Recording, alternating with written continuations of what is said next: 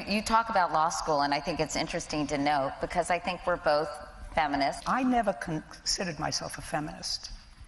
All during my professional career, whether it be a lawyer or a judge, I never belonged to a woman's organization. I didn't want to be, I wasn't a woman lawyer. I was a lawyer who happened to be a woman. And I wasn't a woman judge. I was a judge who happened to be a woman. I actually never felt, probably I was too stupid to know that I was held back at any time because of my gender. And I still don't feel as if there was any time in my life when I thought that being a woman held me back. You define yourself. If you let other people define you, that's a mistake. So I never felt the need to have a feminine organization behind me, although I'm sure that in some way they were assistants to me along the way. I think it's funny, you know, I think of feminism as the social, political, and economic equality for men and women. So, you know, I wish people would embrace the term because I think it's gotten a bad rap.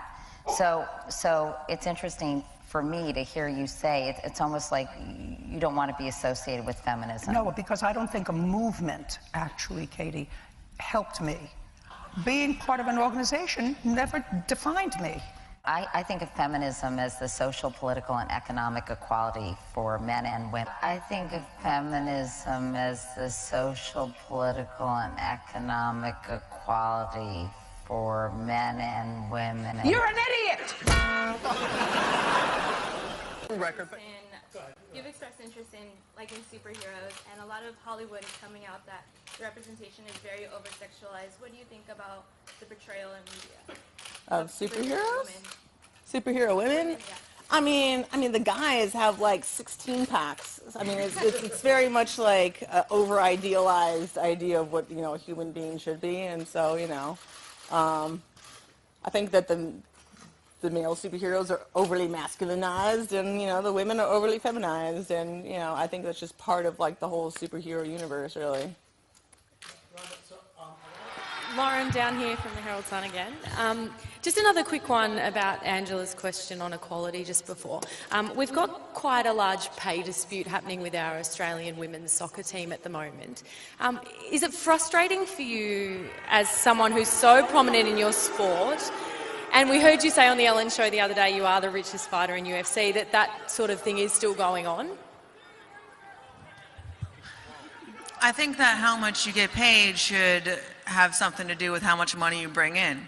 I'm the highest paid fighter not because Dana and Lorenzo wanted to do something nice for the ladies. They do it because I bring in the highest numbers. They do it because I make them the most money. And I think that the money that they make should be proportionate to the money that they bring in. You've also said that MMA is the most pro-woman sport in the world. It's true. Why? Why you're so convicted to that? Why? Because for the first time ever, there's no distinction between men and women in a sport. There's WNBA, there's women's tennis, there's all these W's everywhere. And just a few months ago, women were introduced into the octagon for the first time just as bantamweights. Mm-hmm. There was no need to put the women in front because why they don't say men's bantamweight division, why do they have to say women's? And it's the first sport in the world to completely eradicate the separation. And so when the women are introduced in their titles, I'm the UFC bantamweight champion. I'm not the UFC women's bantamweight champion because the guys aren't the UFC men's bantamweight champion, so they totally got rid of it. And it's the only sport in the world to do that. The Kardashians was in the ring once. Yeah. Who would be a better? You know what? I would beat the crap out of Kim Kardashian, actually. Any girl who like is famous and idolized because she made a sex video with some guy, and that's like all that she was known for. Oh, I got my fame from sucking dick. I think it's so stupid. Sorry, but it's true. We talk about separate but equal, but you know, having even mentioned the Floyd Mayweather fight, they're walking away with, you know, hundreds of millions of dollars at stake. You being at the height of your sport, maybe make what, $1 million at most per fight. Does that anger you, and what can we do to change that? I don't like to talk about exactly how much money I make, but I'm extremely comfortable and happy. You are? Yes. Okay. So, and you know, If I got to a point where I had almost 50 fights, I would probably be making close to the same amount of money that Floyd does. But at this point, I have 11. So I can't expect it to be exactly equal yet, I don't think. So many like ridiculous arguments that MMA is somehow anti-woman. And fighting's not a man's thing, it's a human thing. To say that it's anti-woman, I think, is an anti-feminist statement. And the UFC, I mean, I'm the biggest draw in the sport and I'm a woman. How is that anti-woman? You are the biggest draw, and like 14 seconds, as Charles Barkley was saying, and you're setting a record, breaking your... Merci, Madame Guittet. La parole est à Madame Maréchal Le Pen pour 5 minutes. Merci, Monsieur le Président. Quand je vous écoute sur ces bancs de l'hémicycle, je repense à l'adage qui vit de combattre un ennemi a tout intérêt à le laisser en vie. Pour justifier vos lubies, vous mentez sous respiration artificielle des combats gagnés depuis longtemps déjà. Vous agitez des menaces qui n'existent pas, des adversaires fantômes. La vérité, c'est que personne aujourd'hui dans le spectre politique ne menace la légalité de l'avortement ou son libre accès. C'est vous qui régulièrement, trop régulièrement sûrement, réactivez les débats sociétaux, probablement pour masquer d'ailleurs vos lamentables échecs sur le plan économique et en particulier sur la situation précaire de beaucoup de femmes et de mamans seules. La réalité, c'est que vous êtes des féministes ringardes, les dinosaures politiques d'un temps 68 arts révolu. Aujourd'hui, et c'est heureux, il serait temps de vous en rendre compte, les femmes peuvent voter, elles peuvent travailler ou ne pas travailler, elles peuvent se marier, elles peuvent divorcer, elles peuvent prendre des contraceptifs, elles peuvent avorter si elles le souhaitent. Ce qui est moins heureux en revanche, c'est que beaucoup de femmes avortent pour des raisons économiques.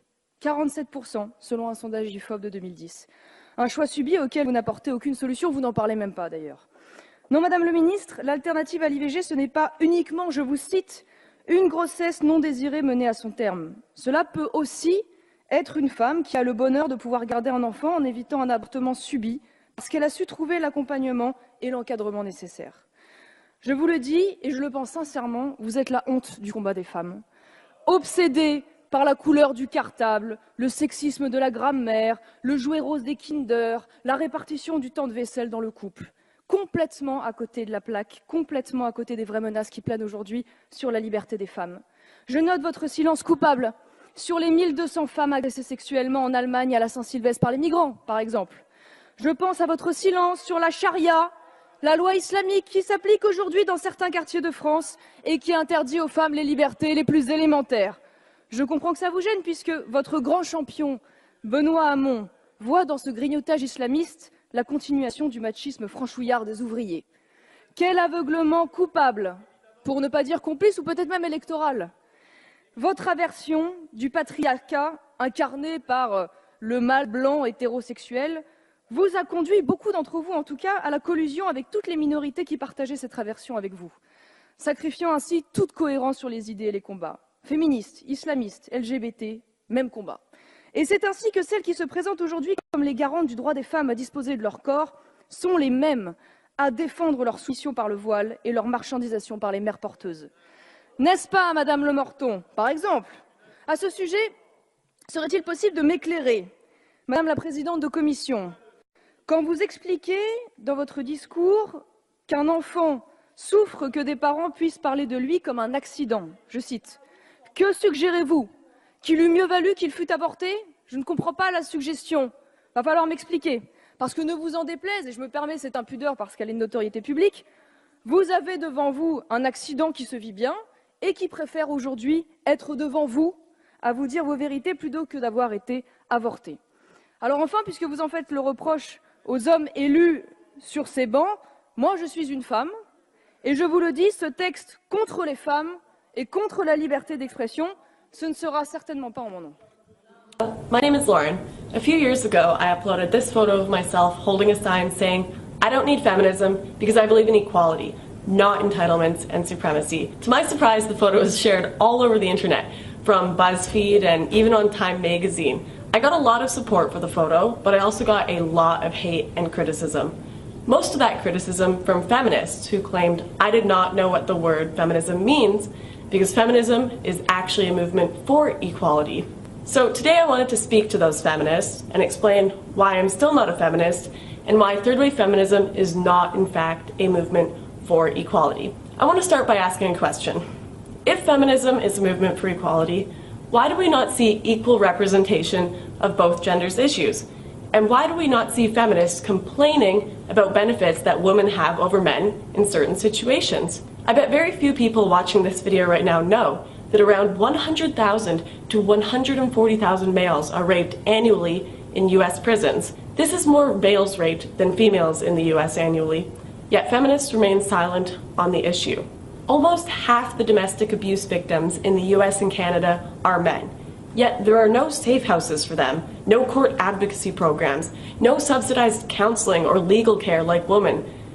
Despite being half the victims, they are basically ignored. Men make up 80% of suicide victims, 92% of workplace deaths, 97% of combat deaths, and 77% of homicide victims. Men are objectified, men are raped, men are mistreated.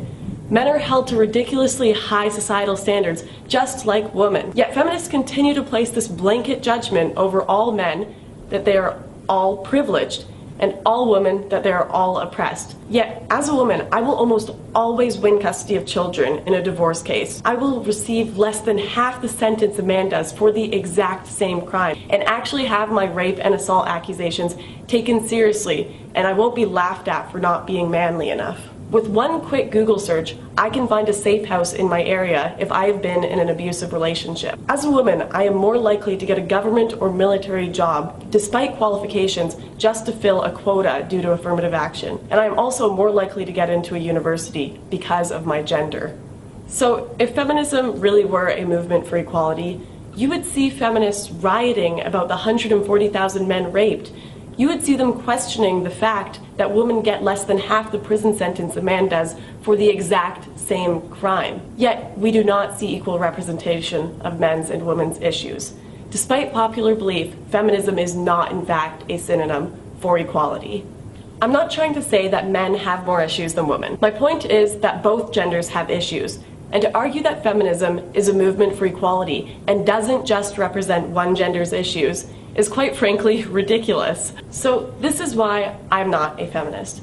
I'm not a feminist because I believe that both genders should be treated equally and both their issues should be addressed.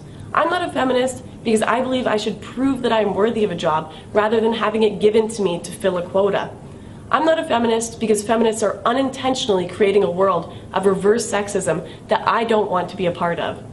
So I will stick to promoting equality and justice rather than a faux form of equality under the label of a gender-biased word.